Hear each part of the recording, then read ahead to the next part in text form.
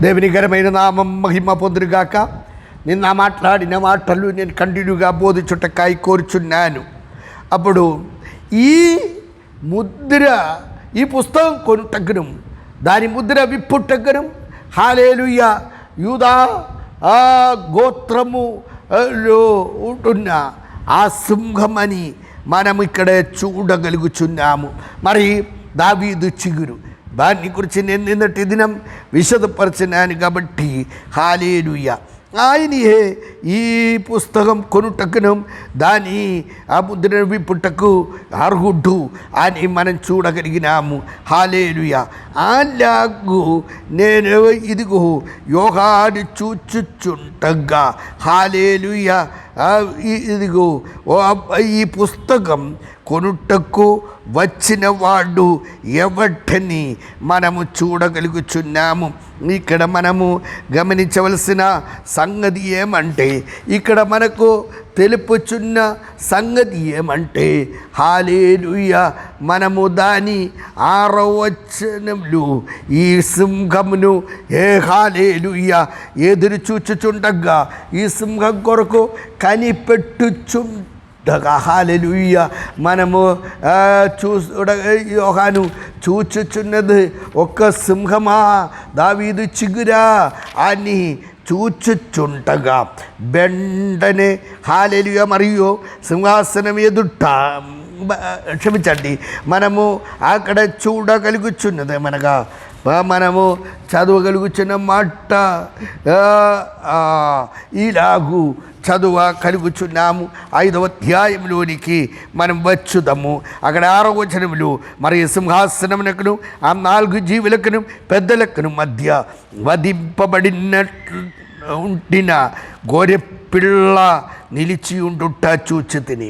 ఎవరి కొరకు ఇదిగో కనిపెట్టుకుంటున్నారు మనము చూడగలిగిన ఎడల ఇదిగో ఒక సింహం వరాబోచున్నాడని, అంటే యూదా గోత్రము కొదమ సింహం కొరకు కనిపెట్టుచున్నట్టుగా మనము చూడగలుగుచున్నాము.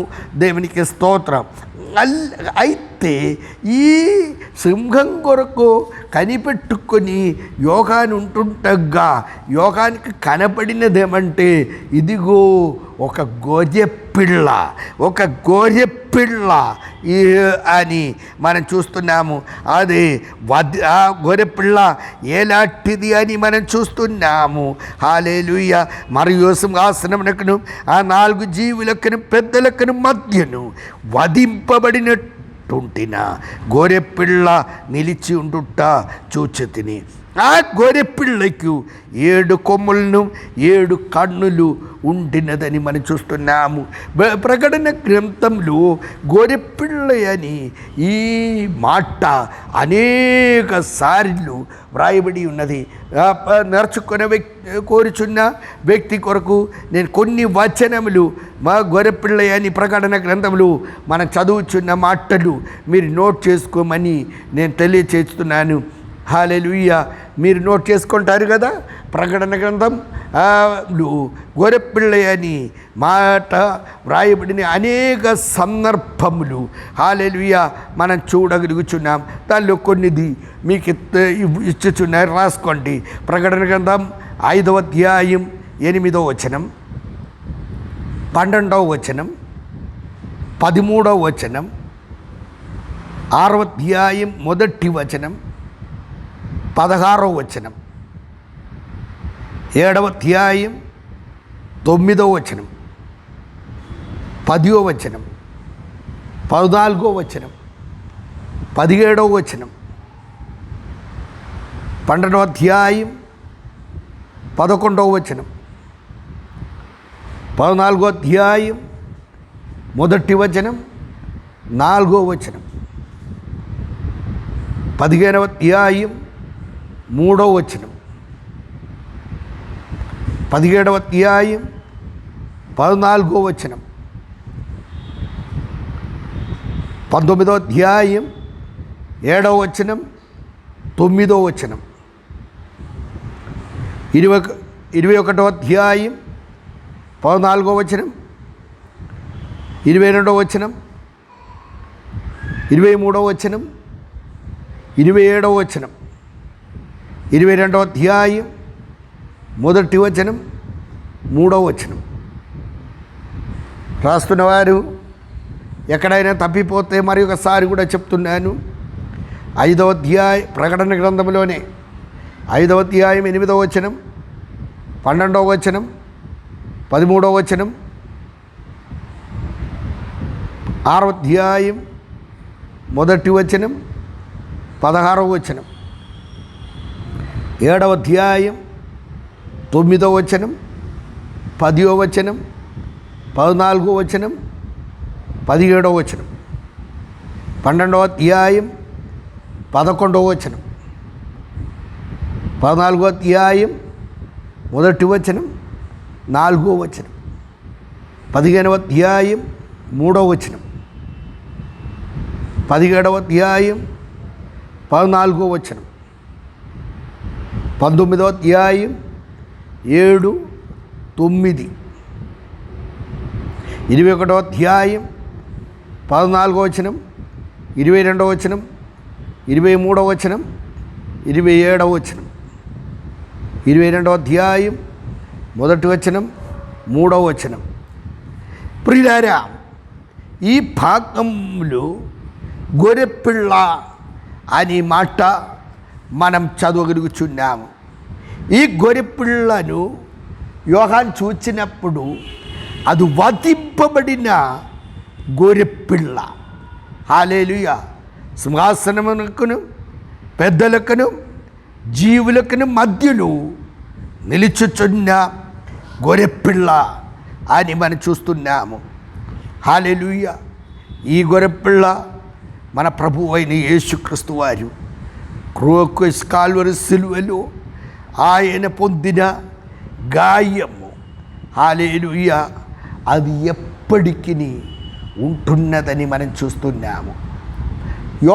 ఇదిగో మనకు తెలుసు, తోమా లేని సమయంలో అనగా పునరుత్థానుడైన ఆ సాయంకాల సమయం యూదులకు భయపడి శిష్యులందరూ, యూదా తప్ప మిగిలిన శిష్యులందరూ ఒక గదిలో ఉంటుండగా యేసుక్రీస్తు ప్రభు వారు తలుపు తీయకుండా వారి మధ్యలో నిలిచి మీకు సమాధానం కలుగును కాక అని వారితో ప్రకటించారు. ఆ విధంగా తర్వాత యేసుక్రీస్తు వారు అప్రత్యక్షమయ్యారు, అంటే వెళ్ళిపోయాడు. వెళ్ళిపోయిన తర్వాత ఈ తోమా వచ్చారు. తోమా వచ్చినప్పుడు ఈ శిష్యులందరూ కలిసి చాలా ఆనందంతో తోమాతో చెప్పాడు, ప్రభువును మేమందరం చూశాము, హల్లెలూయా, ఆయన తిరిగి లేచాడు, ఇంకా సందేహానికి ఏమాత్రం అవసరం లేదు అని చెప్పగా తోమాక మాట చెప్పాడు. అది మనము యోహాను సువార్త 20వ అధ్యాయం 25వ వచనంలో మనము చూడగలుగుచున్నాము. అదేమంటే, నేను నమ్మాలంటే నేను ప్రభువుని చూడాలి. ప్రభువుని చూచేది మాత్రం తప్పు కాదు, ఆయన గాయంలో నేను వేళ్ళు పెట్టి చూడాలి. నేను ప్రభువుని చూడాలని మీరు కోరుతున్నారు కదా, కాదండి, ఆయన గాయంలో వేళ్ళు పెట్టి నేను చూడాలి. నేను ఈ మాట చెప్తున్నప్పుడు మన ప్రభు అయిన యేసుక్రీస్తు వారు పరలోకంలో హల్లెలూయా 7 సంవత్సరం పరిశుద్ధులతో కూడా ఉండి ఆయన తిరిగి ఇదిగో ఒలీవ కొండ మీదికి పరిశుద్ధులతోను దేవదూతలతోను పరలోక సైన్యముతోను ఆయన దిగి వచ్చినప్పుడు ఆయన పాదములు ఒలీవ కొండ మీద నిలుచుచున్నదని జకరియా ప్రవక్త చెప్తున్నాడు. హల్లెలూయా.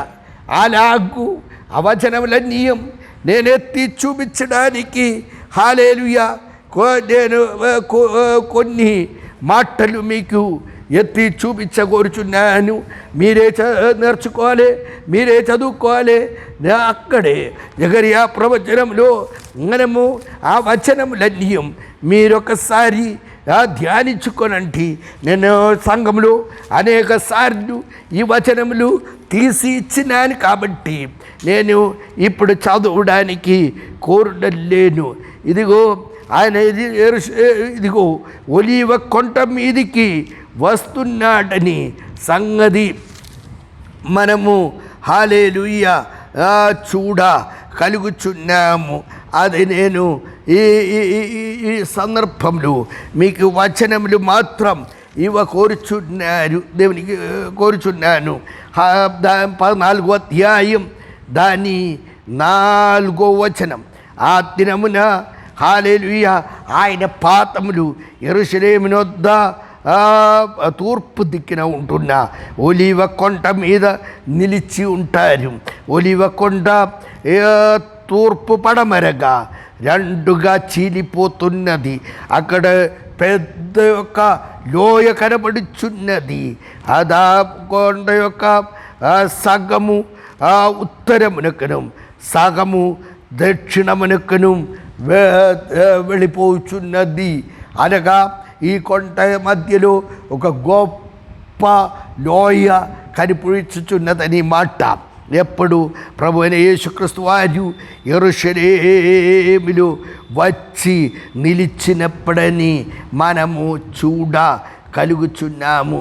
హల్లెలూయా. అలాగూ నిలిచిచుంటగా ఇక్కడ అనేక వచనములు మీకు ఎత్తి చూపించడానికి ఉన్నప్పటికీ నేను ఇంకొక వచనం కూడా మాత్రమే చూపించాలని కోరుతున్నాను. అలాగూ ఆయన యెరూషలేములో హల్లెలూయా ఒలీవ కొండ మీద నిలిచి సగము ఆ కొండ సగము ఉత్తరమునకను సగము దక్షిణమునకను హల్లెలూయా తొలగిపోగా దీనికి మధ్యలో ఒక గొప్ప లోయ. అది ఎక్కడుండి వచ్చి పోతుంది అంటే మనం అదే చూడగలుగు. అది తూర్పు నుండి పడమర వరకు ఒక గొప్ప లోయ కనబడుచున్నది. హల్లెలూయా. అప్పుడు అందరూ కూడా అక్కడికి యూదులందరూ కూడా అక్కడికి వస్తారని మాట.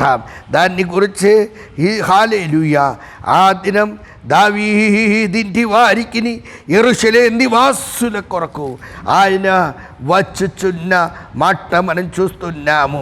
హల్లెలూయా. అప్పుడు మనము 13వ అధ్యాయం 6వ వచనంలో ఆయన వారిని చేతులెత్తి ఆశీర్వదించుచుండగా వారిని చేతులెత్తి ఆశీర్వదించుచుండగా ఈ భాగం ఎవరికైనా పూర్తిగా అర్థం కాకపోతే ఇది నేను వివరించే ఈ సందర్భంలో బోధించడానికి నాకు సమయం చాలదు. అందుచేత నేను కోరుచున్న సంగతి అంటే ఎక్కువ నేర్చుకోవలసిన వారు హల్లెలూయా నన్ను సంప్రదించిన ఎడల లేక ఫోన్లో మీరు అడిగిన ఎడల వాటిని కొంచెం విశదపరిచి నేను మీకు తెలియచేస్తాను. దేవుని బిడ్డలారా, ఎవరికైనాను నేను తెలుగు సర్వీస్ బాలనగర్లో నా సంఘం ఉన్నది, అలాగే సైనిపూర్లో నా సంఘం ఉంటున్నది. నేను ఇలాంటి సంఘంలో పరిచారకుడుగా సేవ చేస్తున్నాను. అంతచేత ఈ పట్టణంలోనే నేను ఉన్నాను కనుక మీకు నన్ను సంప్రదించడానికి వీలున్నది. అక్కడ నేను ఎక్కువగా సంగతి మీకు తెలియకోరుచున్నాను. నేను 13వ అధ్యాయం 6వ వచనంలో ఆయన అలాగూ చేతులెత్తి వారిని ఆశీర్వదించుచుండగా ఎవరిని ఆశీర్వదిస్తున్నారు అక్కడ మనం చదవగలుగుచున్నదేమంటే దావీదింటి వారిని యెరూషలేము నివాసులను హల్లెలూయా చేతులెత్తి ఆశీర్వదించుచుండగా వారు వెంటనే ఆయన చేతుల వైపు చూచినప్పుడు ఆయన చేతుల రెండిటిలోని ఓ పెద్ద గాయం కనబడుచున్నది. ఆ పెద్ద గాయం కనబడగానే వారు ఆయనను చూచి అంటున్నారు, ఆయన్ని చూచి అడుగుతున్నారు, నీ చేతిలో ఉన్న ఈ గాయములేంటి అని అడుగగానే ప్రభు అంటున్నారు, నేను ప్రేమించు వాని ఇంటి నుండి నాకు కలిగిన బహుమానమే. స్తోత్రం. నేను ప్రేమించు వాని ఇంటి నుండి. హల్లెలూయా. ఇశ్రాయేల్ గోత్రములు తప్పిపోయిన గొర్రెల యొద్దకు వచ్చిన హల్లెలూయా. ఆ ఇశ్రాయేల్ అయిన వారు ఆయన సిలువ వెయ్యు. అది చెప్పినది సాధారణమైన వారు కాదు. ప్రధాన యాజకులను, పెద్దలను, పరిశీలను, శాస్త్రులను, సదూక్యులను, సామాన్య జనాంగమును అందరూ కూడా నిలిచుండి అంటున్నారు, ఇదిగో ఆయన సిలువ వెయ్యము, ఆయన్ని సిలువ వెయ్యము. నీవు ఆయన్ని సిలువ వేయకపోతే పిలాతుతో అంటున్నారు, కైసరుకు నీవు స్నేహితుడుగా ఉంటాడు. దాని అర్థం నీవు హల్లెలూయా రోమన్ సైన్యములు రోమన్ సామ్రాజ్యములు ఇదిగో నీ యొక్క గవర్నర్గా ఇంకా నీ ఉండవు. సవాల్ చేశారు ఆయన మీద. వారికి భయపడి ఆయన దానికి ముందు అడిగారు, ఒకవేళ ఇదిగో ఈ పస్కా సమయంలో ఒక్కని విడిపించేది రోమా వాళ్ళు మీకోసం చేస్తున్నారు కదా, ఇక్కడ బర్బాని బందిపోటు దొంగ ఒక్కడున్నాడు, అతని నేను సిలువేస్తాను, అతనికి బదులుగా యేసుని మీకు ఇస్తాను అంటే, నో ఎప్పుడు కాదు, అదెప్పుడు చెయ్యొద్దు. యేసుని సిలువేయు, బందిపోట్టు దొంగని నీవు విడిపించు, కానీ యేసుని సిలువేయు. హల్లెలూయా. నన్ను ప్రేమించు వారి ఇంటి నుండి నాకు కలిగినదే ఈ గాయములని చెప్పగానే 13వ అధ్యాయం 1వ వచనంలో హల్లెలూయా మనం చూస్తున్నాము. ఆ దినమంతు యెరూషలేము నివాసులకును ఆ దావీదింటి వారికి పెద్ద దుఃఖము, ఏడ్పు, బాధ. ఎందుకంటే మనము 12వ అధ్యాయం 10వ వచనంలో ఇలాగ చూడగలుగుచున్నాము. జకర్యా ప్రవచనం 12వ అధ్యాయం 10వ వచనం, దావీదింటి వారి మీదను యెరూషలేము నివాసుల మీదను కరుణ నొందిచ్చు ఆత్మను దేవుడాత్మను కుమ్మరించును. వారు గాయపరిచిన వాని వైపు చూస్తాడు. హల్లెలూయా. ఏగా కుమార్ని గురించి ఒక్కడే ఉన్న వారి గురించే హల్లెలూయా ఏడ్చినట్టుగా వారు ఏడ్చి లాభించును. హల్లెలూయా. ఇదంతయం ఎందుకని మనం చూడగలుగుచున్నాము ప్రియులారా, ఎందుకంటే యేసును హల్లెలూయా అయిన అంతే. ఇప్పటి వరకు నేను బోధించిన ఈ మాటలన్నీ ఏమనగా హల్లెలూయా, ఇదిగో యూదాగోత్రం సింహం దావీదు చిగురైన వారు ఆయన్ని చూడడానికి, ఒక సింహమును చూడడానికి కనిపెట్టుచున్న యోగానికి కనిపించినదేమనగా ఇదిగో హల్లెలూయా వధింపబడిన గొర్రెపిల్లను ఇదిగో చూడ కలుగుచున్నారని మనం చూస్తున్నాము. దేవునికి స్తోత్రం. హల్లెలూయా. దేవుని బిడ్డలారా, మనము ఇదిగో ప్రభువును హల్లెలూయా గాయములను మనము చూస్తుండగా మన హృదయం హల్లెలూయా స్తుతి స్తోత్రములు చెల్లించుచు, దేవుని ఆరాధించుచు, దేవుని మహిమపరచుచు మనం చెప్పగలము. నీవు ఆరాధించడానికి మందిరంలోనికి వచ్చినప్పుడు, నీవు ఉపవాస ప్రార్థనలో పాలు పొందుచున్నప్పుడు, గృహ కూడికల్లో పాలు పొందుచున్నప్పుడు, ఇంటి కూడికల్లో నీ పాలు పొందుచున్నప్పుడు నీకు కలగవలసినదేమంటే ఆ యేసుక్రీస్తు ప్రభువు వారి యొక్క గాయమును నీవు జ్ఞాపకం పెట్టుకోవాలి. హల్లెలూయా. ఆయన పొందిన గాయముల చేత మీకు స్వస్థత కలిగి ఉన్నది. హల్లెలూయా. ఇప్పుడు అనేక మందికి శారీరక స్వస్థత మాత్రమే, కానీ నీకు ఆత్మస్వస్థత ముఖ్యమైనది. ఆత్మస్వస్థత ముఖ్యమైనది అని సంగతి నా మాట వినుచున్న దేవుని బిడ్డలారా మర్చిపోకూడదని ఈ సమయంలో నేను మీకు తెలియచేయుచున్నాను. హల్లెలూయా. ముఖ్యమైనది మీ ఆత్మస్వస్థత అని నీవు మర్చిపోకండి. అనేక మందికి కావాల్సినది ఏమంటే శరీర స్వస్థత. శరీర స్వస్థత అది కూడా యేసుక్రీస్తు వారి పొందిన గాయములు నీకు ఆ స్వస్థత కూడా ఉన్నది. హల్లెలూయా. రోగి అయి నీవు ఉన్నావా? యేసయ్య స్వస్థపరిచేవాడై ఉన్నాడు. దేవునికి స్తోత్రం. అది ఏ భయంకరమైన వ్యాధి అయినను ఆయనకి అసాధ్యమని లేదు. ఆయనకి అసాధ్యమని లేదు. ఈ కార్యం చేసేవాడు ప్రభు ఒక్కటే. ప్రభు ఒక్కటే. హల్లెలూయా. మన జీవితంలో మనకు ఎలాగుంటున్నాము? నేను చెప్పేదేమంటే వధింపబడిన గొర్రెపిల్ల అని మనం చూస్తున్నాము. నేను ఈ దినము మీకు తెలియచేసిన మాటలు మరలా చెప్పకూరుచున్నదమంటే మనం ఆరాధించుచున్నప్పుడు ఆ వధింపబడిన గొర్రెపిల్ల మన ప్రతి ఆరాధనలోను ప్రతి ప్రార్థనా సమయంలోను ఆ యేసుక్రీస్తు వారు మన కొరకు పొందిన గాయమును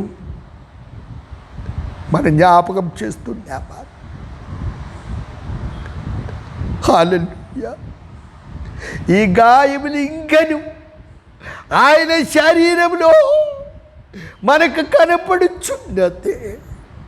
దేవునికి స్తోత్రం. దేవునికి స్తోత్రం. అదెందుకంటే నీ కోసం. నా మాట వినిచున్న సహోదరుడా, యవ్వనుడా, సహోదరి, యవనస్తురాలా, నీ కొరకు గాయపడిన ఆ యేసు నీ పాపముల నిమిత్తం గాయపడిన మాట నీకు మనస్సులో ఉన్న గాయమును కట్టుటకై ఈ మాట వినుచున్నప్పుడు హృదయంలో నీ వేదనతో ఉంటున్నామని పరిశుద్ధాత్మ నాకు తెలియజేస్తున్నాడు. నేను ఎవ్వరికి చెప్పుకోనలే.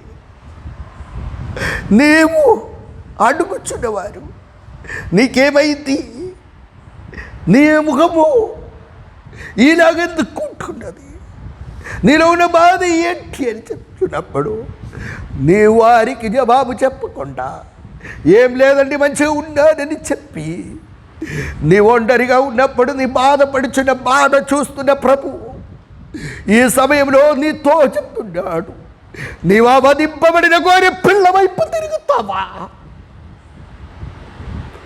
ఆయన గాయములు నీవు జ్ఞాపకం చేసుకుంటావా? అది కేవలం ప్రభు బల్లలో మాత్రం కాదు దేవుని బిడ్డ. కొంతమందికి ఆ బల్ల తీసుకుంటున్నప్పుడు అది కూడా ఆ సమయంలో కూడా ప్రభు గాయమును నీవు జ్ఞాపకం చేసుకుంటావో లేదో నాకు తెలియదు.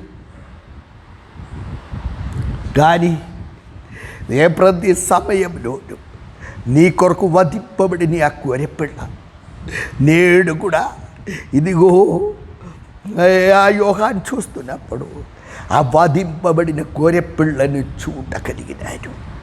నా జీవితంలోను నీ జీవితంలోను ఆయన వధింపబడిన గొర్రెపిల్లగా ఉన్నాడని నేను తెలియజేస్తున్నాను. ఈ ఒక్క నిమిషం నేను ఈ క్లాస్ మొదలుపెట్టినప్పుడు ఇప్పుడు వరకు అలాగూ చెప్పలేదు. దేవుని ఆత్మ నన్ను ప్రేరేపిస్తున్నాడు. దేవుని ఆత్మ నన్ను బలవంతం చేస్తున్నాడు. నా మాట వినిచున్నా, ఈ క్లాసులో పాలు పొందుచున్నా. కొందరు వేదనలో ఉన్నారు. వినియం ఇది నాకు తగినది కాదన్నట్టుగా, కొంతమంది ఇది వినడానికి ఇష్టం లేకుండా ఆఫ్ చేసుకుని ఉంటే వారితో నీకోసం ఈ పరిశుద్ధాత్మ మాట్లాడుచున్నాడు. నీ వేదన, నీ బాధను, నీ సమస్యలను, నీ దుఃఖమును, నీ జీవితంలో పోరాడుచున్న పోరాటమును, నీలో నెమ్మది లేదని. స్తోత్రం. అందుచేతనే ఈ వధింపబడిన గొర్రెపిల్ల నీ గాయముని కట్టుటకై, నీ మనస్సు ఇరిగిపోయినా అనిపో. స్తోత్రం. నీలో కనికరం నష్టమైపోయింది, క్షమించలేని హృదయం నీలో కలుగుచున్నది. ఆత్మ చూపిస్తున్నాడు. ఆ గొర్రె పిల్ల యొద్దకు వచ్చి నీ గాయములు కట్టుకున్నట్టు కోరుతున్నావా? నీ జీవితంలో నెమ్మది, శాంతి కలిగి జీవించకోరుచున్నావా? ప్రతిష్ఠించుము. దేవుడు మిమ్మల్ని దీవించును కాక. ప్రభు ఆ దేగుల తండ్రి, మేము యూదా గోత్రము కొదమ సింహమును, దావీదు గోత్రము చిగురిను చూడవలని చూచి నిలబడి చుట్టక, ఇదిగో వధింపబడిన ఒక గొర్రెపిల్లగా నిలిచి ఉంటున్నా. ఆ పుస్తకం కొనుటక్కను, దాని ముద్ర విప్పుటక్కని యోగ్యుడు ఉంది ఒక్కటి. నాయనా, నీ అంతు ప్రతిష్ట కలిగి సమర్పణ కలిగి ముందు సాగుటకు తగిన కృప మాకు దయచేయమని యేసుక్రీస్తు వారి దివ్య నామమున వేడుకొనుచున్నాం తండ్రి. ఆమేన్.